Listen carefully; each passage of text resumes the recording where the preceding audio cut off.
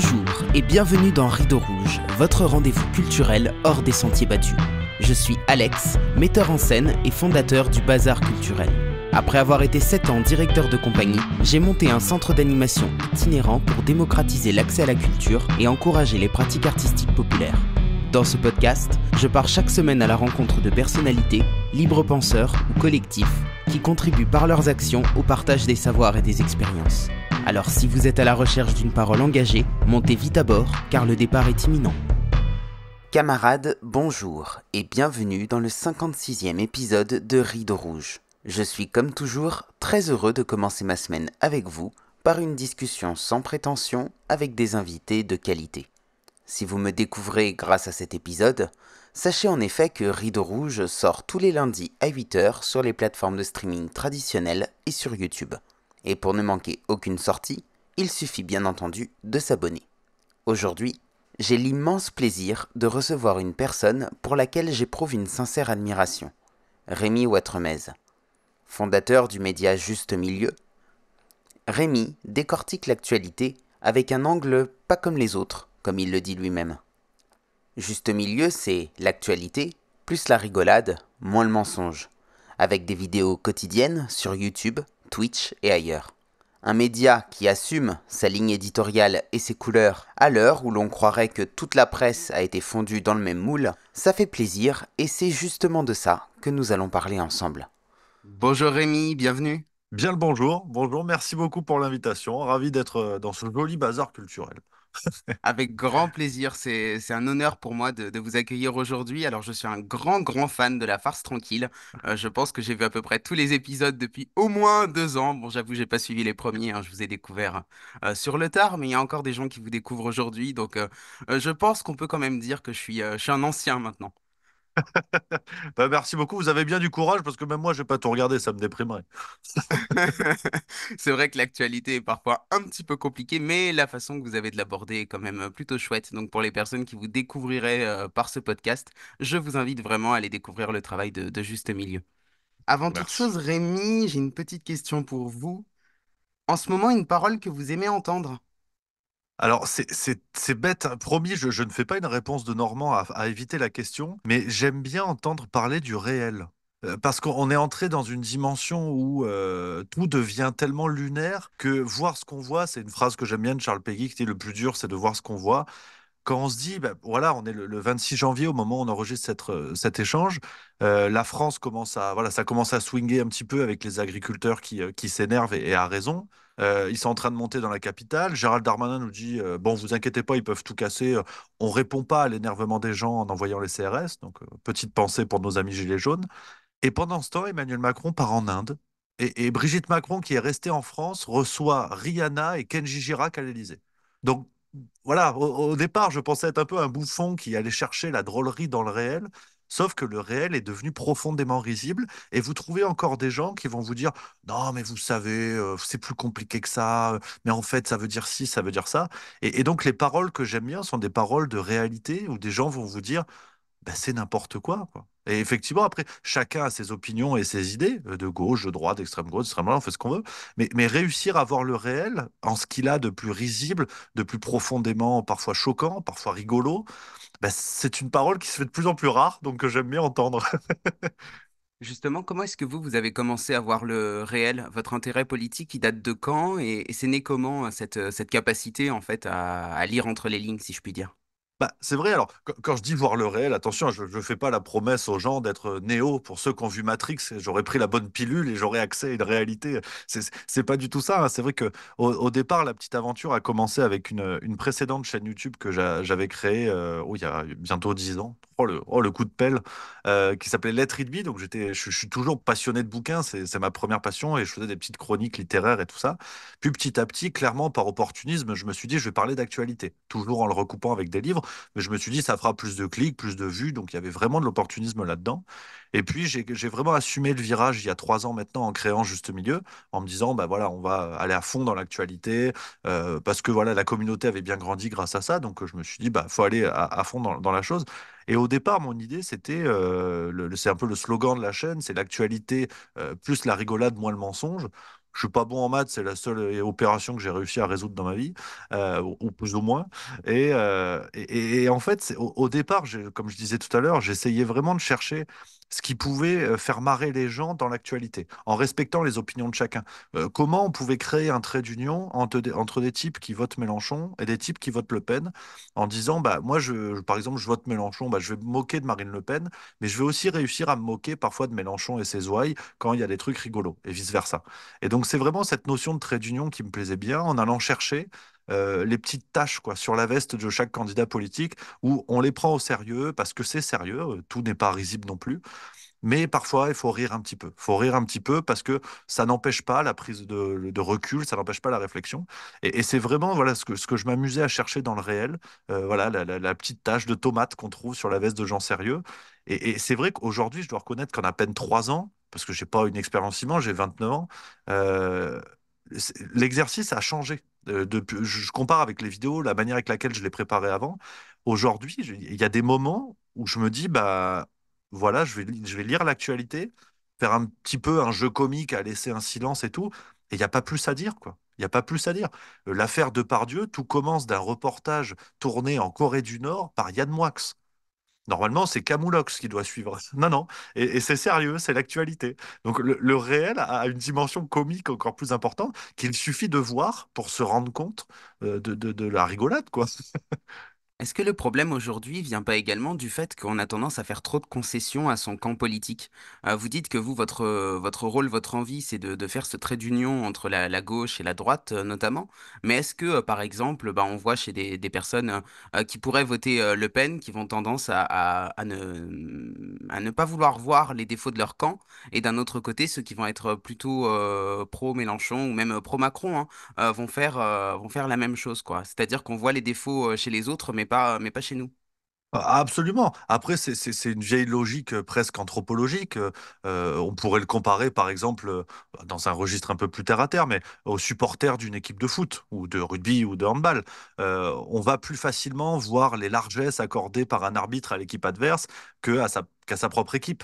Donc, à la limite, là, on a un biais humain, si vous voulez, qu'il faut accepter. Ça, c'est vrai que c'est le niveau 1.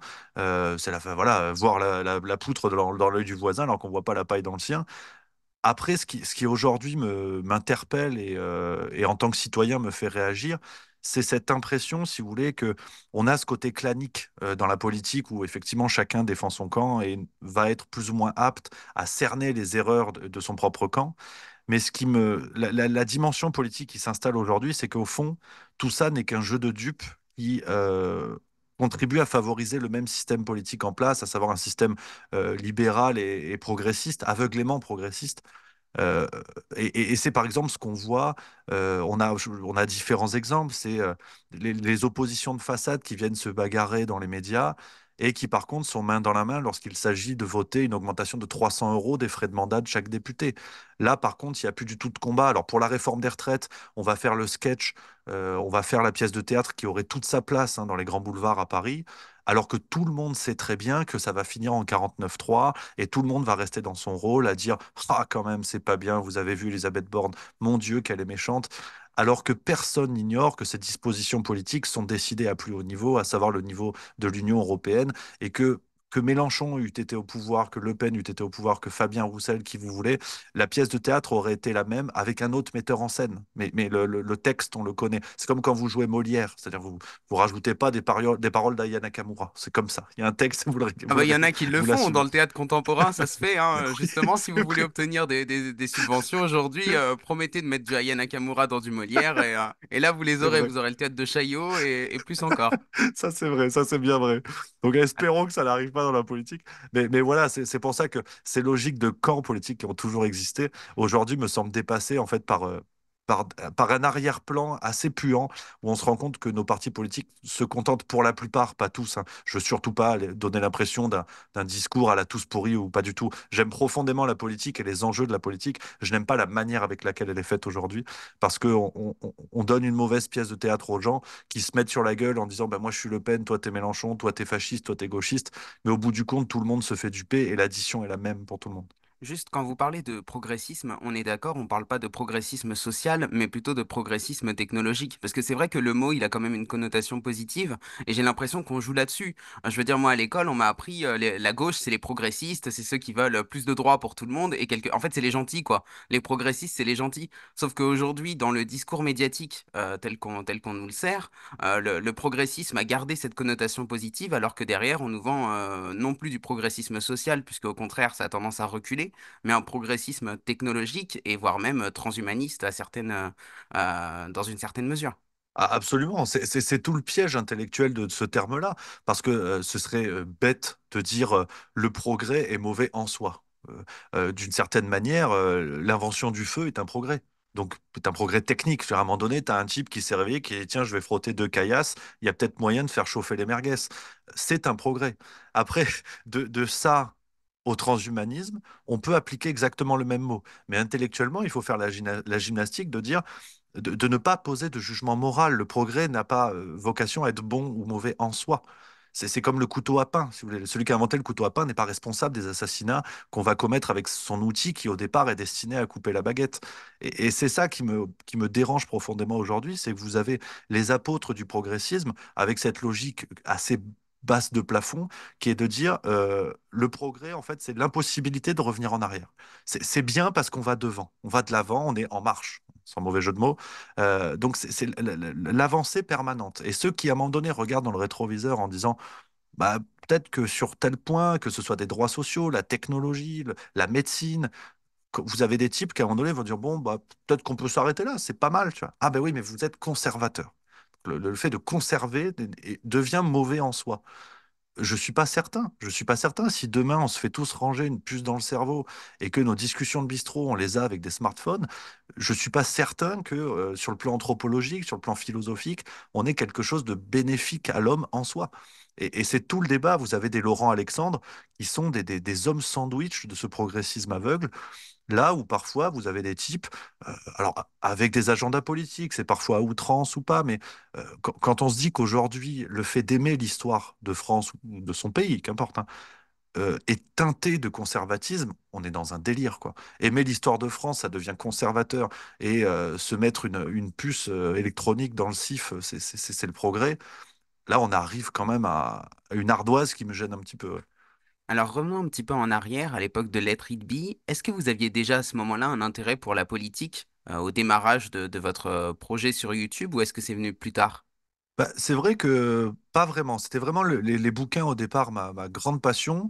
Mon papa, lui, aimait beaucoup la politique et on en parlait à table. C'est avec lui que j'ai un peu nourri ce goût du débat, de la discussion et tout ça, que j'aime beaucoup. Là, c'est pour ça qu'on en a pour 8 heures de podcast, je préfère vous le dire tout de suite. Et c'est vrai que voilà, j'étais pas féru de politique dès le départ. Hein. C'est surtout la lecture, la philosophie que j'ai vraiment découverte en prépa et que j'ai adoré. Donc la philosophie politique, bien sûr. Et puis petit à petit, comme je vous disais, avec cet opportunisme en fait de la transition entre Lettre It Be et le Juste Milieu, bon gré mal gré, j'ai dû m'intéresser beaucoup plus à l'actualité et je me suis vraiment pris au jeu parce que comme je disais tout à l'heure, je veux surtout pas donner l'impression d'une critique permanente de la politique qui serait une escroquerie en soi. Au contraire, parce que la politique, c'est les Balkany, donc tout ce qu'on peut faire de pire, mais c'est aussi le maire d'un petit village de 50, de 100, de 200 habitants qui va tous les jours agir pour le bien commun de ces 50, 100 habitants dont ils connaissent tous le prénom et les gosses sur 2 générations. Donc, quand on regarde tout ça, quand on regarde la diversité de l'action politique, étymologiquement, de la gestion de la vie de la cité avec un C majuscule, ben, on se rend compte à quel point c'est passionnant et à quel point tout le monde peut avoir son mot à dire dans cette affaire-là, parce que la politique, c'est pas seulement aller à l'Assemblée pour ramasser le pactole, c'est aussi aller bosser dans la bibliothèque du coin, faire vivre un peu le bazar, filer 3 bouquins à Ghislaine, 85 baloches, elle veut que des grosses polices parce qu'elle arrive plus à voir. C'est aussi ça la politique. Et c'est ça que je trouve pas. C'est en cela que je trouve que ce domaine est passionnant et qu'on doit retrouver un engagement, mais pas à la lumière d'un Manuel Valls ou du couple Balkany. Et alors, est-ce qu'il y a eu un changement, ou en tout cas un tournant au niveau de la crise sanitaire, soit pour vous, soit pour les gens qui vous suivaient? Bah, la crise sanitaire, c'est important à rappeler. J'ai eu de la chance parce que à la fin de mes études, j'ai fait un stage de confirmation pour mon diplôme. Je devais faire 6 mois à l'étranger. Et comme je suis assez brillant en langue étrangère, je suis allé en Suisse francophone. Et je suis resté là-bas. Donc, j'ai vécu la crise sanitaire en Suisse, là où il n'y a pas eu de confinement rude comme en France. Il y a eu des mesures beaucoup moins restrictives. Donc, il faut dire que je faisais les vidéos en ne vivant pas réellement ce que je dénonçais. C'est très important parce que voilà, je veux surtout pas jouer à Jean Moulin, du mec qui a défendu comme ça, alors que je ne vivais pas vraiment ce que je dénonçais. Euh, Ensuite, le tournant, tout le monde l'a vécu. J'espère, avec mes petits bras, avoir pu faire marrer quelques personnes pendant cette période-là qui n'était vraiment pas facile. Et on se rendra compte, à mon avis, dans quelques années, de la dureté et du changement presque civilisationnel. C'est le travail formidable d'Ariane Biran que vous avez reçu récemment, qui est extraordinaire et qui explique ça. Euh, et de fait, oui, ça a été un changement pour tout le monde. Moi, à la limite, j'étais juste un bouffon qui a essayé de faire ce qu'il pouvait à ce moment-là, un bouffon du roi, au sens du terme. Mais oui, tout le monde l'a vécu du jour au lendemain, si vous voulez, quand vous avez un président de la République, alors que la Chine confine des villes. Et c'est pas le genre de la maison, quoi, si vous voulez. Et le président dit non, mais il faut aller au théâtre, c'est génial. Et 3 semaines plus tard, nous sommes en guerre. Euh, c'est terrible. Alors, le cerveau humain a cette capacité à oublier et faire le tri. Mais un jour, il faudra se rappeler effectivement du bouleversement que c'est et qu'aujourd'hui, on essaie de faire passer en un claquement de doigts, claquement de doigts, claquement de doigts aussi d'ailleurs. C'est François Braun, l'ancien ministre de la Santé sur Sud Radio en mai 2023, qui avait dit il faut tourner la page, quoi. C'est vrai qu'on parle d'une broutille, si vous voulez. C'est assez sidérant, assez sidérant. Et on n'a pas fini de mesurer, à mon avis, effectivement, ce tournant. Parmi les gens qui vous suivent, j'imagine qu'il y a beaucoup de personnes qui sont issues des sphères qu'on pourrait appeler alternatives, pour ne pas utiliser d'autres mots. Je constate, moi, en tant que citoyen, qu'il y a aussi beaucoup de prêt-à-penser, en fait, dans ces sphères-là, et que très souvent, c'est compliqué de faire en sorte que les gens aient envie de penser par eux-mêmes, quoi. Parce qu'on a tous, Mhm. toutes et tous, tendance à aller vers la facilité, que ce soit dans la doxa qui est induite par le pouvoir ou dans les médias alternatifs. Est-ce qu'on peut encore aujourd'hui se sortir de ça? Oui, et paradoxalement, je pense plus que jamais. Euh, c'est là où, enfin, sans être non plus trop dans la douceur et dans comment dire, avoir une pensée tiède. C'est pas ça que je veux défendre, mais je me dis aussi que au fond, on est tous le bien-pensant de quelqu'un d'autre. À travers Juste Milieu, il faut le reconnaître humblement, je propose aussi une pensée toute faite aux gens. C'est sûr que la personne qui s'envoie 8 9 heures de boulot, qui rentre chez elle, elle a peut-être pas envie de se frapper les 5 journaux. Les 5 journaux, Le Figaro, Le Monde, ce que vous voulez. Donc j'ai cette chance que ça puisse être mon travail, d'être payé pour ça, de gagner de l'argent pour ça. Donc je le fais avec tout mon cœur, avec toute ma passion et tout mon engagement. Mais il faut aussi reconnaître que je propose une certaine forme de pensée déjà calibrée aux gens. Et c'est l'idée de Juste Milieu, c'est de prévenir les gens, de dire j'espère que vous voilà, regardez mes vidéos, j'espère que ça va vous plaire, mais surtout ne me croyez pas sur parole.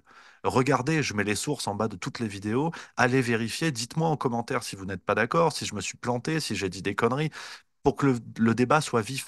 Donc au fond, oui, les médias mainstream, les journaux détenus par des milliardaires proposent du prêt-à-penser, mais à l'heure d'Internet, à l'heure de Wikipédia, à l'heure où n'importe quel ouvrage est accessible en quelques secondes, il y a aussi un engagement intellectuel que chaque citoyen doit avoir. C'est trop facile d'aller sur BFM TV comme sur Juste Milieu. Il faut que ce soit le départ de quelque chose. Pour ça que moi, je ne dis pas aux gens éteignez la télé, au contraire. C'est intéressant de regarder BFM TV pour savoir à quel point, ou à quel niveau de manipulation médiatique on en est. Et après, vous allez dans les librairies, vous allez lire Pierre Chaillot, Ariane Biran, Louis Fouché. À l'inverse, vous pouvez lire le bouquin de la Tronchambier qu'il a fait dans la collection Les Nuls pour apprendre à douter. Après tout, pourquoi pas? Et que chacun puisse se construire ça en acceptant qu'au fond, ceux qui arrivent en vous disant, bah, moi, je connais la vérité, en fait, je sais ce que c'est, il va falloir penser ça, et ceux qui ne le pensent pas sont des complotistes, des pro-Poutine, l'extrême droite, complétez la liste.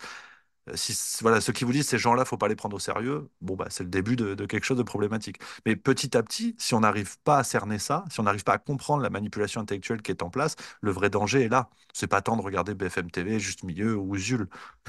Est-ce qu'il n'y a pas quelque chose aussi qui est de l'ordre du biais de confirmation? C'est-à-dire que je vais avoir une opinion et je vais aller chercher dans un média que j'aime bien quelle est la sienne pour valider le fait que mon opinion soit, entre guillemets, la bonne, la plus recevable.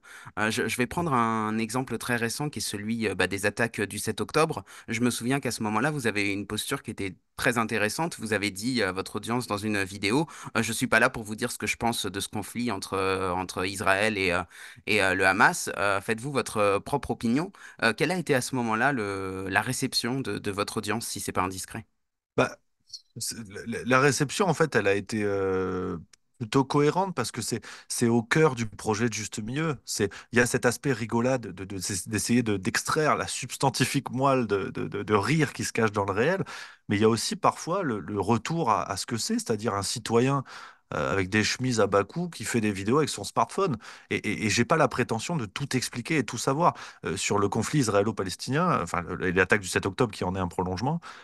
Je disais aussi, que ce soit sur Twitch ou dans les vidéos, de toute façon, j'ai pas les connaissances. Donc je vais pas, parce qu'il y a eu cette attaque-là, m'improviser expert de la situation parce que c'est de ça dont ils vont parler. Il faut parler. Je sais pas. Et ce que j'essayais aussi de dire aux gens, c'est faites-vous votre propre opinion parce que les premières personnes qu'on a interviewées, par exemple sur CNews, c'était Enrico Macias. Donc autant son jeu de guitare sèche est tout à fait louable, autant ses connaissances politiques me semblent cosmétiques, si vous voulez. Donc, la manipulation médiatique, elle est aussi là. C'est que vous allez chercher des gens, là, c'est purement pour l'émotion. Enfin, qu'on vienne me défendre qu'Enrico Macias est finalement expert en géopolitique, j'aurais du mal à le croire. Donc, on va chercher un type de confession juive, on l'imagine, et qui réagit par pure émotion. Et qui explique que, il faut les dégommer. Voilà, il parlait des députés insoumis, il faut les dégommer physiquement. Et après, on dit non, mais surtout n'allez pas sur YouTube, vous allez entendre des sons de cloche qui sont problématiques. J'ai aucune prétention en disant ça, j'en suis même plutôt fier. Mais paradoxalement, je suis fier d'avoir dit aux gens, je ne sais pas. Je pourrais réagir par l'émotion et vous dire, bah, un mort, c'est toujours un mort de trop, tout comme aujourd'hui. Quand on a 30 000 civils à Gaza sur le carreau, c'est tout aussi terrible. Un mort, c'est un mort. Après, chacun aura une grille de lecture géopolitique, historique, stratégique. Mais on peut aussi accepter que les manipulations médiatiques, quel que soit le contexte, se mettent en place avec une version dominante. Et sur Juste Milieu, ben, je proposais aucune version. Alors, c'est peut-être un petit peu dommage intellectuellement, mais que les gens, j'espère, puissent assimiler aussi l'idée que parfois, on a le droit de ne pas avoir un avis immédiat. Parce que sinon, on prend un risque énorme qui est celui de tomber sous le coup de l'émotion. Et parfois, on peut dire, je sais pas. C'est terrible, je sais pas, je vais sécher mes larmes, puis après, je vais ouvrir un livre. Mais pour l'instant, laissez-moi sécher mes larmes plutôt que me farcir le cerveau avec Enrico Macias. Ouais, il y a un sujet autour duquel on gravite un petit peu depuis tout à l'heure, c'est la subjectivité des médias et le fait d'assumer cette subjectivité dans la prise de parole. Et j'ai l'impression aussi que quand on dit, alors c'est un discours qu'on entend beaucoup depuis quelques années, et tant mieux que finalement la droite et la gauche n'existeraient pas parce qu'en fait, on est tous des citoyens face à une élite ultra dominante et qui ne sert que ses propres intérêts. D'un autre côté, j'ai quand même l'impression que dans des médias, y compris alternatifs, il y a quand même une prise de position. Je vais en citer ne serait-ce qu'un parce que c'est l'exemple qui me semble le plus évident, celui de TV Liberté. TV Mhm. Liberté qui fait des interviews parfois très intéressantes, qui a laissé la parole à des gens comme Alexandra Henrion-Caude pendant la crise sanitaire, qui n'étaient reçus nulle part ailleurs et qui a du mérite pour ça. TV Liberté se revendique officiellement comme une chaîne de droite. Et le fait de dire, on est tous des citoyens face à un pouvoir oppresseur, est-ce que quelque part, ça nous limite pas non plus, ou en tout cas, est-ce que c'est pas j'allais dire de la manipulation, c'est pas tout à fait ça, mais est-ce que du coup, on se met pas un petit peu le doigt dans l'œil en se disant que du coup, on est tous dans le même camp? Est-ce qu'il faudrait pas quand même assumer le fait que on porte une parole depuis un endroit précis et que c'est OK qu'on puisse se retrouver avec des gens qui sont de droite ou de gauche, si on est de droite, et qu'on n'est pas d'accord avec eux sur tout, mais qu'on peut s'entendre sur certains aspects? Avec complètement d'accord, complètement d'accord. Et je pense qu'on se met le doigt dans l'œil depuis bien plus longtemps, dans la mesure où qui a décrété que les médias allaient être objectifs? Personne. Il y a aussi, par moment, j'aime bien essayer de secouer un petit peu mon audience pour que on essaie de détruire nous-mêmes les œillères qu'on s'est posées, parce que depuis quand les médias sont censés être objectifs? Quand on regarde par le passé, alors, j'y reviendrai parce que oui, il y a eu un changement, mais vous prenez il y a 30, 40 ans, vous lisiez Le Figaro ou Libération, tout le monde savait que c'était de droite et de gauche. Et on savait très bien où on mettait les pieds. C'est comme dans une boulangerie. Aujourd'hui, les gens s'attendent à y trouver du poisson. parce que on a menti aux citoyens. Ça fait 15 ans, 20 ans environ, depuis que les médias sont, pour la majeure partie, passés sous le giron de milliardaires en tout genre, souvent proches du pouvoir, hein, factuellement. Bernard Arnault, dont les enfants étaient à l'école avec Brigitte Macron, donc bon, il a eu la chance de pas que ça devienne pas sa belle-fille, mais c'est pas le sujet. À ce moment-là, on est des milliardaires qui ont inventé cette notion formidable de fact-checking, d'anti-complotisme, de tout ce que vous voulez. Et certains médias, la majorité parmi les gros médias, que ce soit de presse ou même les chaînes d'infos, se sont autoproclamés objectifs, en disant, voilà, il y a nous, et tout ce qui est autour, qui n'est pas nous, doit être rejeté de l'organisme, quoi. Mais l'erreur, elle est là. L'erreur, elle vient si vous voulez, ces gens-là qui gèrent des entreprises, qui ont fait une promesse marketing, et les gens y ont cru. Donc, c'est aussi un petit peu de notre faute, d'une certaine manière, que d'avoir pensé que les médias devaient être objectifs, pardon.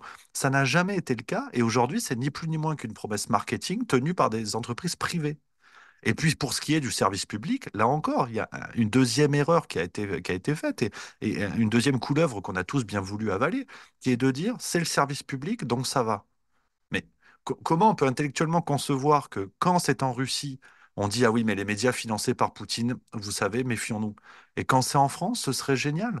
En vertu de quoi? De l'Arcom, anciennement CSA, dont le patron est nommé par le président?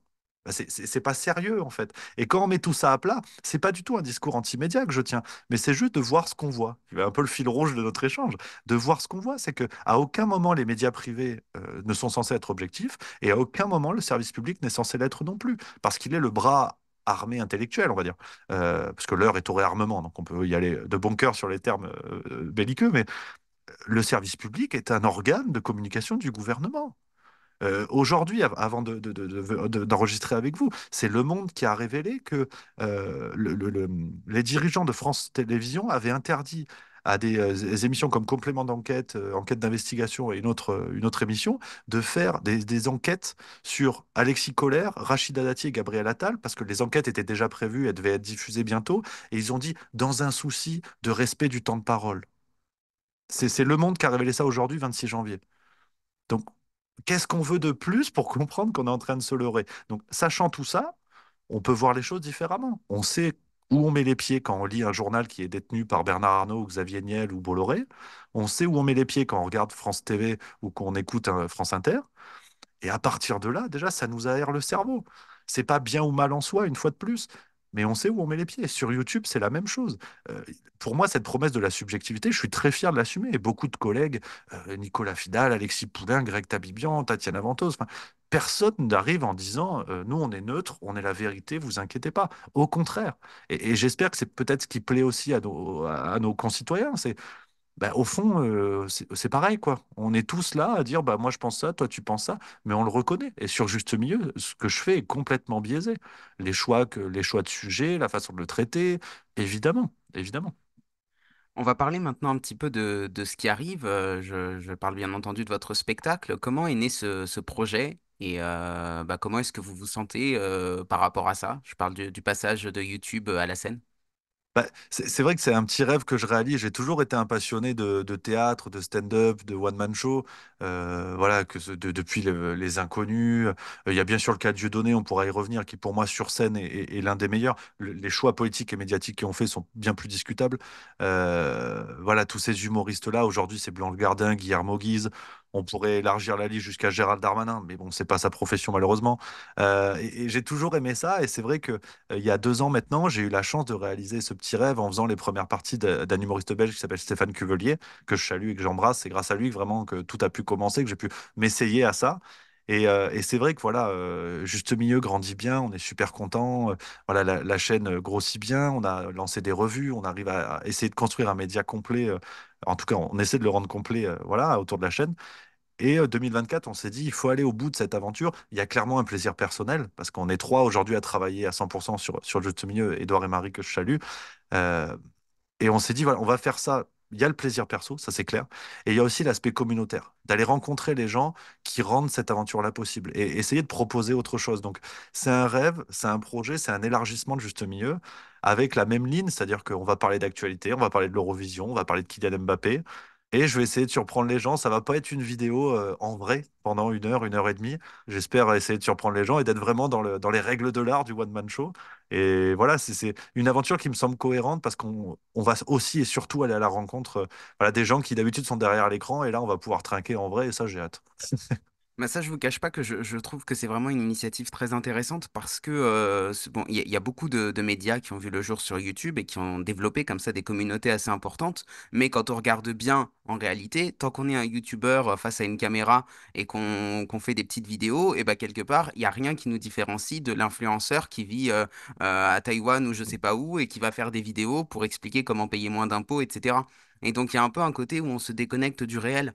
Et donc, c'est quelque chose aussi qu'on a vu proliférer depuis la crise sanitaire, hein, avec la dématérialisation des métiers, etc. Mhm. Beaucoup de gens qui créent des activités en ligne. Aujourd'hui, on entend parler que de ça, créer des business en ligne, etc. Et quelque part, les médias alternatifs, même en essayant de faire autrement, ont un petit peu tendance à être là-dedans aussi. Et je trouve qu'en allant à la rencontre, vous sortez un petit peu de ça. Est-ce que c'était le but aussi ou Bah, clairement, parce que c'est vrai que grâce, je disais à Stéphane Cuvelier, avec qui j'ai fait une dizaine de premières parties, je voyais tout l'amour qu'il recevait, et par ricochet aussi un peu moi, parce que certaines personnes, certains spectateurs connaissaient juste mieux. Et c'est hallucinant, c'est hallucinant. Alors là encore, sans jouer à l'abbé Pierre et sans s'inventer de grandes visées sociales ou quoi, mais à la petite échelle de juste milieu, j'ai hâte de revivre ça et qu'il y ait vraiment cette rencontre, parce qu'au fond, c'est l'un des enseignements de la période du Covid-19, là encore très bien exposé par Ariane Bilran, c'est Psychopathologie du totalitarisme, je crois, son livre. C'est aussi la volonté de rupture des liens humains. Louis Fouché en parle aussi très bien. C'est cette volonté d'atomiser la société. C'est-à-dire que chaque citoyen est chez lui, il y a Netflix, il y a le manger, peut-être bientôt le revenu unique qui mettra tout le monde sous perfusion monétaire, il y a les réseaux sociaux, il y a le téléphone. Donc, on est à la fois partout et nulle part en restant dans notre canapé. Alors là encore, je ne veux pas tenir un discours démago, et auquel cas, d'ailleurs, j'ai pas de problème avec le terme, et ça me va très bien, mais si seulement les gens, au moment du Covid, s'étaient retrouvés au bistrot à se dire, ah ouais, t'as vu, putain, c'est chaud, nous sommes en guerre. Ouais, mais quand même, c'est bizarre parce que là, ils ont dit que les masques, fallait en faire avec des slips, je sais pas quoi. Enfin, qu'une parole avait émergé, une parole contradictoire, une parole de débat, on n'en aurait pas été là. Alors, quitte à être un petit peu complotiste, c'est aussi une question à se poser de savoir pourquoi les lieux de rencontre physiques ont très vite été fermés. Quand on voyait des policiers déguisés en Robocop qui passaient vérifier à 18h02 si les gens étaient rentrés chez eux dans les bistrots, ça en dit très long, je crois. Ça en dit très long parce qu'on a beau dire que les réseaux sociaux sont des bistrots numériques, bah en attendant, non. Parce que quand on se touche l'avant-bras, quand on papote, quand on s'énerve et qu'on a les joues qui commencent à rougir un petit peu, c'est autre chose. C'est une autre mayonnaise que les réseaux sociaux. Et voilà, l'atomisation de la société, à mon avis, est l'un des résultats, enfin, a été accéléré par la période du Covid-19. Et cet aspect humain me semble plus important que jamais, que les gens se rencontrent, et surtout des gens qui ne sont pas d'accord avec eux, qui ne sont pas d'accord entre eux, pardon. Mon rêve, c'est vraiment après le spectacle, voilà, d'aller discuter avec les gens, d'aller papoter, de trinquer, et que des types qui habitent plus ou moins dans la même ville se disent, ah bah ah, c'est marrant, t'habites rue Jean Moulin, bah, je suis juste derrière, c'est rigolo. Ces gens-là prennent l'apéro. Croisons les doigts, ils regardent la farce tranquille ensemble. Et puis, il y a une heure de débat où ils sont à deux doigts de s'empoigner parce qu'il y en a un, il dit que Mélenchon, c'est un connard, et l'autre, il dit Marine Le Pen, elle est géniale. Et au fond, il en résulte un truc humain où il se serre la pince en disant, bah, tiens, je reviens la semaine pro, je te ferai goûter mon hachis parmentier. Ça, ce serait l'aboutissement ultime, je crois, de l'aventure. Pour revenir sur la période du Covid, vous parliez des cafés. Alors, je ne sais pas si vous l'aviez vu à l'époque, mais c'était très drôle. En mars 2020, sur Arte, donc au moment où le confinement est tombé en France, il y a eu un documentaire sur l'histoire des cafés en France qui nous expliquait à quel point les cafés étaient des lieux de politisation et de subversion. Et donc, c'était très drôle parce que ça tombait pile poil au moment où on était confinés, où en fait, on nous fermait les cafés, quoi, et tous les lieux de rencontre. Mais bref, Clairement. revenons à votre spectacle. Comment est-ce que vous allez le produire? C'est un sujet qui m'intéresse aussi grandement, hein, comme vous le savez. Est-ce que ça va être une production, une autoproduction que vous allez assumer via Juste Milieu? Comment est-ce que ça fonctionne financièrement? Et comment est-ce que vous allez le diffuser aussi? Absolument. Bah, on va travailler en autoproduction avec donc mon régisseur. On est quatre en fait en tout à travailler, donc Édouard Marie et mon régisseur. L'idée pour l'instant, c'est de faire un bloc voilà, de 10 dates qui sont quasiment déjà calées. On va officialiser ça d'ici 3 semaines. Et de le faire, voilà, de faire aboutir cette aventure, de voir le retour des gens. Donc, on va ouvrir la billetterie environ 2 mois et demi, 3 mois avant les premières dates. Si ça marche bien, on ira bien sûr démarcher d'autres salles et voilà, aller dans le plus de coins possible. Si ça marche moins bien, on l'aura fait, c'est pas grave. Donc voilà, on gère vraiment tout en s'appuyant sur les réseaux juste milieu. Donc, ce qui est un avantage, c'est que voilà, on a une communauté qui est assez large et on va pouvoir gérer la communication nous-mêmes. On a des salles qui nous ont été recommandées par des contacts en fait de gens qui soutiennent juste milieu. Donc pour l'instant, on reste vraiment en vase clos dans la communauté juste milieu. Donc ça, j'y tenais aussi beaucoup. Et après, pour tout vous dire, en fait, j'apprends le métier, quoi. J'apprends le métier sur voilà, tout ce qui touche à la diffusion, à ces choses-là qu'on va apprendre un petit peu sur le tas. Et concernant le financement de ce projet-là, pour être tout à fait clair, Juste Milieu est une entreprise qui génère de l'argent, qui gagne bien, qui fonctionne bien. Et donc, à travers le lancement de nos revues, donc Juste Mensuel, Le Banquet, on a fait une plateforme vidéo qui s'appelle La Boîte Noire. Et la promesse de base, c'est on lance ces revues-là, ces produits en vérité. On lance ces produits qui sont payants. Les gens peuvent juger sur pièce, hein, c'est-à-dire que les abonnements, tout le monde peut se désabonner en 3 clics de souris si ça ne convient pas, c'est normal. Et tout l'argent qui est récolté sert à financer les projets qui arrivent. Donc le spectacle, en fait, on va être sur nos propres deniers grâce à la confiance et au soutien de nos lecteurs, de nos abonnés, de nos spectateurs. Et tout ça, en fait, je tiens absolument à ce que ça puisse être jugé sur pièce. C'est-à-dire que les revues, tout le monde peut les recevoir en papier chez lui, voir ce que c'est, juger de la qualité, apprécier ou pas. Même chose pour la plateforme qui s'appelle La Boîte Noire, où on publie des contenus sur des sujets qu'on ne peut pas vraiment traiter sur YouTube. Et aujourd'hui, le spectacle, ça va être pareil. On sera sur des prix voilà, on sera autour de, ce sera 20 euros la billetterie, vraiment ce qui est le prix fourchette basse, on va dire, des spectacles des one-man show, qu'on n'augmentera pas évidemment. Et donc voilà, tout ça est clair et j'ai aucun mal avec ça. Oui, Juste Milieu gagne de l'argent et l'idée c'est que les gens puissent voir pourquoi et profiter aussi d'une certaine manière des fruits de tout ça. Mais il n'y aura pas de financement participatif pour ce spectacle. En fait, vous financez avec l'argent. En fait, oui, c'est ça, c'est un cercle vertueux entre l'argent que vous gagnez via Juste Milieu et la production de ce spectacle. Absolument, absolument. On finance à 100% tout ce qui est production, toute la diffusion, tout ça. Ce sera sur les revenus de Juste Milieu. C'est incroyable parce que c'est exactement le modèle économique que je vise avec le bazar culturel. Donc, je trouve ça génial de voir que c'est possible. Moi, j'en suis à ma toute petite échelle, très très loin de vous. Mais l'idée, c'est aussi justement de pouvoir, donc plutôt sur des activités de médiation culturelle, mais de vendre effectivement des animations qui permettent de financer des spectacles. Et là, ce que vous faites, je trouve ça vraiment super. Donc, voilà, je tiens à vous le dire. Merci beaucoup et discutons ensemble. On a sûrement des choses à faire avec plaisir. Eh ben, ça marche bien, bien volontiers. Est-ce que vous pouvez nous parler justement des différents projets que vous portez, outre Juste Milieu? Donc, il y a le banquet, il y a Alerte Générale, il y a la boîte noire. Est-ce que vous pouvez repréciser un petit peu ce qu'ils sont l'un et l'autre pour que les gens sachent? On a sur l'aspect un peu voilà, présence de ma tronche, qui, comme je suis un petit peu, voilà, je le redis, hein, Edouard et Marie qui font un travail monstrueux avec moi et qui me permettent de me concentrer voilà, sur mes blagues.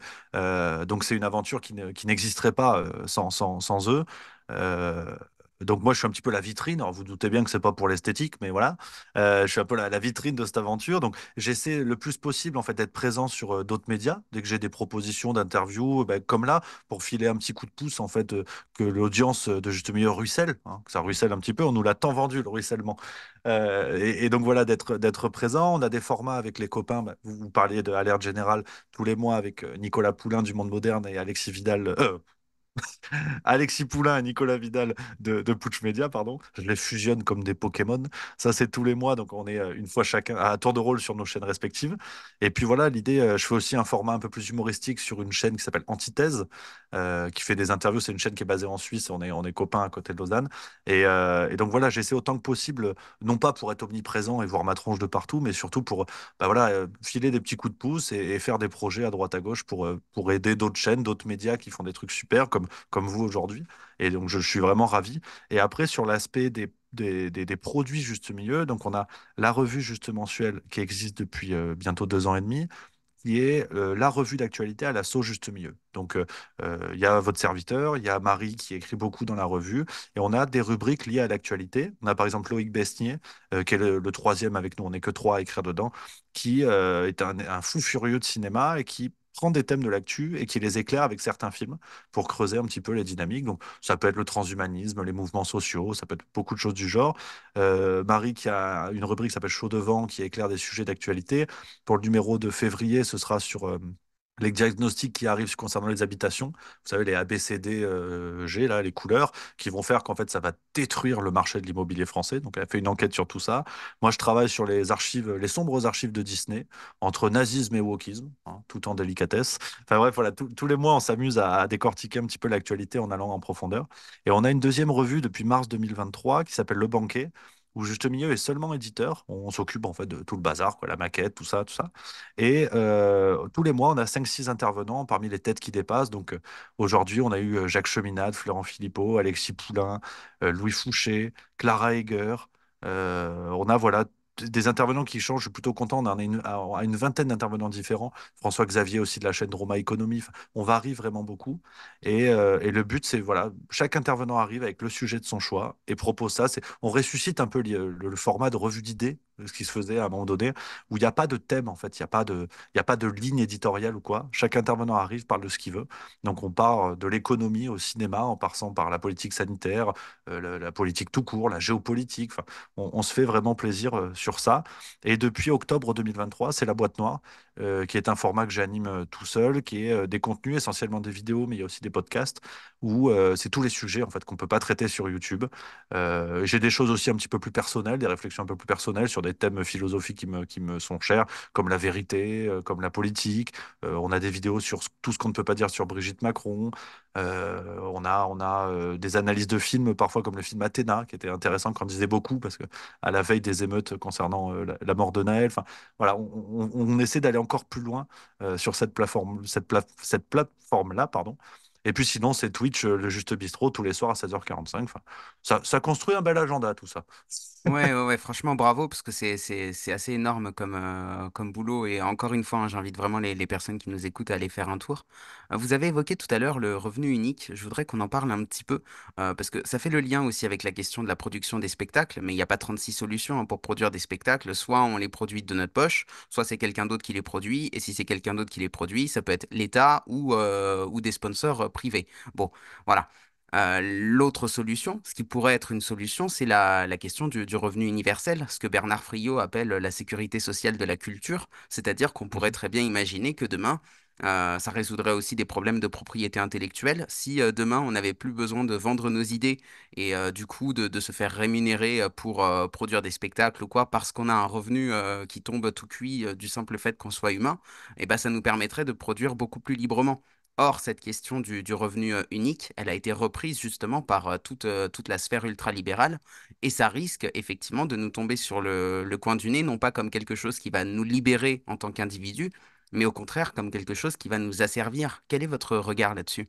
Bah, c'est vrai que c'est une super question. Déjà, sur le plan culturel, bah, bien sûr, je milite pour la liberté de création, pour tout ça. Et en France, on a, quoi qu'on en dise, un système qui, sur le papier, peut être fonctionnel par rapport à ces questions-là, qui est bien évidemment détourné, où on voit des financements qui s'échappent, enfin, où le fonds Marianne, finalement, est un devoir de troisième à côté de certaines affaires qu'on peut avoir dans le monde culturel. Donc voilà, je ne veux pas tirer sur la chose parce que c'est fonctionnel, il y a de quoi faire de belles choses. Et la France a quand même une exception culturelle qui, pendant des décennies, a été saluée dans le monde entier. Bon, aujourd'hui, c'est un petit peu plus. La situation est un peu moins bonne, mais bon, espérons que ça revienne. Il faut garder la banane. Après, de manière générale, sur la question du revenu universel, c'est une thématique, là encore, de politique que je trouve passionnante parce qu'elle va dans le sens d'un projet. Alors, par facilité, on dit c'est cloche-fable, le Forum économique mondial. Alors, peut-être, mais à la limite, je préfère me sortir de cet argument qui est utilisé pour décrédibiliser la réflexion sérieuse qu'il y a derrière. Parce qu'au fond, la logique de perfusion qui arrive dans nos sociétés est assez dingue. On a des perfusions d'ordre différents. Vous avez par exemple, là, on parle de la perfusion monétaire. Des gens à qui vous allez dire, bah, vous faites rien, vous restez chez vous. Comme Nicolas Vidal appelle, vous avez des tubes digestifs. Euh, et puis voilà, l'État vous donne l'argent, vous inquiétez pas, n'ayez pas de problème. Et là encore, c'est un biais humain assez basique. On ne mord pas la main qui nous nourrit. Donc, on a une perfusion monétaire. On va avoir des perfusions au niveau du cerveau. C'est le divertissement permanent. La société du divertissement, c'est Netflix, tout de suite, avec des algorithmes qui vous proposent des contenus qui doivent quasiment à coup sûr vous satisfaire et vous plaire. Vous avez une télécommande, vous avez des millions d'heures de contenu devant vous, avec une facilité déconcertante et pour un prix. dérisoire, surtout quand l'État vous donne un argent pour lequel vous n'avez pas travaillé et vous n'avez pas de perception réelle de la valeur. Ensuite, il y a la perfusion chimique. On voit aujourd'hui la question de l'accès à la drogue dans nos sociétés. Alors, c'était sympa, Woodstock, Bob Marley, mais là, on a complètement changé de registre. Au Canada, on commence à parler d'héroïne, de cocaïne. On voit une normalisation de tout ça. Prenez l'affaire Palmade. S'il n'y avait pas eu d'accident, on n'en aurait rien à cirer, si vous voulez, d'un type qui a déjà été condamné pour consommation de drogue, qui était dépendant quasiment au dernier degré, son entourage le savait. D'ailleurs, un entourage avec à sa tête Muriel Robin, pas un mot en soutien à son pote. Avec des amis comme ça, vous n'avez pas besoin d'ennemis. Enfin bref, on voit que ça ne fait plus polémique. Vous avez eu l'affaire Joël Guerriau dans le monde politique, un sénateur qui a drogué une de ses collègues députées pour supposément abuser d'elle. Le mec, dans ses dépositions qui ont fuité dans la presse, évoque le fait que c'est un collaborateur du Sénat qui lui a vendu la drogue. Pas un mot, quoi. Pas un mot. On parle de deal de drogue dans l'enceinte du Sénat. Donc, au-delà du choc, si vous voulez, de la complicité entre monde médiatique et politique, où on voit des affaires qui sont cachées ouvertement, enfin, pardon, oui, c'est un paradoxe, mais euh, c'est la normalisation de ces questions-là, la normalisation de la drogue. Aujourd'hui, voilà, on dit, oh, les banlieues, les points de deal, vous savez, il y a eu, on nous parle d'Uber shit, c'était la nouvelle blague de Darmanin, bref, il y a la normalisation de la question de la drogue. Et quand tout ça va se poser, parce que le progrès, c'est génial, qu'on va vendre du cannabis en libre-service, puis de la cocaïne, puis de l'héroïne, tout ce que vous voulez, vous allez obtenir des citoyens qui auront de l'argent sans rien faire, qui vont occuper leur cerveau à 100% avec une facilité déconcertante, et en plus qui auront des substances qui vont leur faire oublier les rares points de dureté du réel auxquels ils pourraient se soumettre. Vous avez la société parfaite pour une tyrannie éclairée, et puis à cela, cerise sur le gâteau, vous rajoutez un casque de réalité virtuelle, comme dans le Ready Player One de Spielberg, et vous avez une société parfaitement fonctionnelle d'individus qui sont volontairement serviles. Traiter de la servitude volontaire, ça a plusieurs siècles, on n'a absolument rien inventé. Et ça me fait vraiment peur. Mais le problème, c'est qu'à chaque fois, point par point, on va nous dire non, mais c'est le progrès. On en parlait. Le salaire universel, Benoît Hamon en parlait, je crois, en 2017 déjà. Et on disait, mais c'est super. Vous avez vu comme il est progressiste, ça, c'est le socialisme. Mais regardez ce qu'il y a derrière. On approche de la fin de cet entretien. Je voudrais encore vous demander si vous aviez le pouvoir de changer le monde, si vous aviez une baguette magique, par où est-ce que vous commenceriez? Mais je crois que alors, c'est la pirouette. J'ai commencé avec ça. Je suis pas très original, mais si j'avais la baguette magique, ce serait de donner la capacité à tout le monde de voir ce qu'il voit. Surtout pas d'enlever la subjectivité des gens. Surtout pas d'enlever les idées, les idéaux des gens. Vous restez de gauche, vous restez de droite, vous aimez Zaz, vous aimez Ray Charles, faites ce que vous voulez. Mais juste de voir ce que vous voyez. Et donc de dire, OK, je vote Macron, mais quand même, sur ça, c'est un scandale. Je vote Le Pen, mais sur ça, c'est n'importe quoi. Je vote Mélenchon, mais sur ça, c'est une connerie. Juste ça, en fait. Et c'est pas. Après, je peux la faire Nelson Mandela, la paix dans le monde, c'est génial et tout. Et évidemment, tout le monde veut ça. Mais je veux dire, à une petite échelle, on va dire, une échelle peut-être plus proche, mais qui permettrait peut-être d'engendrer les choses. Ouais, ça me plairait bien, cette baguette magique, d'enlever comme ça des œillères qu'on se pose tout seul, que les gens arrêtent de se dire, bon, les mecs qui critiquent le Covid, c'est les complotistes parce que Rudi Reichstadt l'a dit, quoi. Juste de dire, bon, Rudi Reichstadt l'a dit, d'accord, mais qu'est-ce qu'ils disent, ces gens-là, sans de facto penser que ce sont des abrutis? Elle me plairait bien, cette baguette magique. Merci beaucoup Rémi, c'était un plaisir de discuter avec vous. Pareillement. Merci beaucoup, cher ami. À bientôt. À bientôt. C'est déjà la fin de cet épisode. Je ne vous cache pas que j'ai trouvé l'échange passionnant et que j'aurais pu y rester plus longtemps, notamment pour parler davantage d'économie avec Rémi. Peut-être une autre fois, qui sait. En attendant, je ne vous laisse pas repartir sans vous donner mes 3 pépites, à savoir les 3 idées phares, totalement subjectives pour le coup, que je retiens de notre discussion. Ce que j'apprécie particulièrement dans la démarche de Rémi, c'est tout d'abord sa volonté de chercher à avoir le regard le plus juste possible sur le réel, sans faire de concessions à qui que ce soit, mais sans pour autant entrer dans une forme de critique excessive. Ce que j'ai appris, au cours de mes expériences, et aussi via les nombreuses interviews de Rideau Rouge, c'est que les situations sont rarement simples, et que si nous souhaitons développer une analyse qui soit la plus complète possible, il est nécessaire de toujours chercher à regarder le tableau dans son ensemble, à comprendre tous les facteurs, et surtout à ne pas partir avec des idées préconçues. La capacité qu'il a à rire de tous les camps politiques permet effectivement de trouver un trait d'union, comme il le dit lui-même, mais elle permet surtout, à mon sens, de faire table rase des opinions claniques des uns et des autres pour pouvoir regarder le paysage sous un autre angle. Ensuite, je dirais qu'il est important de se rappeler que l'on parle toujours depuis un endroit qui nous est propre, selon un point de vue qui est forcément subjectif. Or, depuis plusieurs années, les grands médias tentent de nous faire croire à leur objectivité, et cette fausse objectivité entraîne de graves conséquences sur notre rapport au réel. D'une part, elle instille dans les mentalités le fait que certains disposent de la vérité, tandis que d'autres mentent ou sont complotistes. D'autre part, elle fait complètement disparaître la question de la lutte des classes, puisqu'il n'y a plus ni dominant ni dominé, mais juste les bons citoyens d'un côté et les mauvais de l'autre. Les médias de service public y sont pour beaucoup dans la propagation de cette croyance, car ils construisent depuis toujours leur discours sur le fait que eux sont neutres, alors qu'ils sont un organe de communication du pouvoir en place, et ce, quel que soit le bord politique. Rappelez-vous d'ailleurs que la communication fait partie des prérogatives du ministère de la Culture. Enfin, Rémi nous invite à faire attention à la fuite en avant, orchestrée par nos dirigeants. C'est aussi ça, sans doute, le juste milieu. Il nous rappelle que le progrès n'est pas une fin en soi, et qu'au lieu de rechercher l'avancée permanente, il est nécessaire de toujours reconsidérer les faits depuis la place où l'on se trouve. L'objectif n'est pas d'avancer pour avancer, mais de construire la meilleure société qui soit, pour nous-mêmes et pour les autres, dans le respect du vivant et des conquêtes sociales déjà gagnées. Sur la question du revenu universel, mon cœur balance encore. Bien que j'entende les potentielles dérives qu'il pourrait entraîner, je reste convaincu qu'à petite échelle, dans une société sans État, ou du moins sans pouvoir centralisé, il pourrait être un vecteur d'émancipation. Si le podcast vous a plu, n'oubliez pas de lui laisser une note positive et de vous abonner si ce n'est pas déjà fait. Et pour celles et ceux qui veulent aller plus loin, vous pouvez soutenir le Bazar culturel en adhérant à l'association. Le lien est en description, de même que toutes les informations relatives au travail de Rémi et de Juste Milieu. Rémi m'a par ailleurs confié qu'il est à la recherche de salles entre 200 et 300 personnes pour accueillir son spectacle.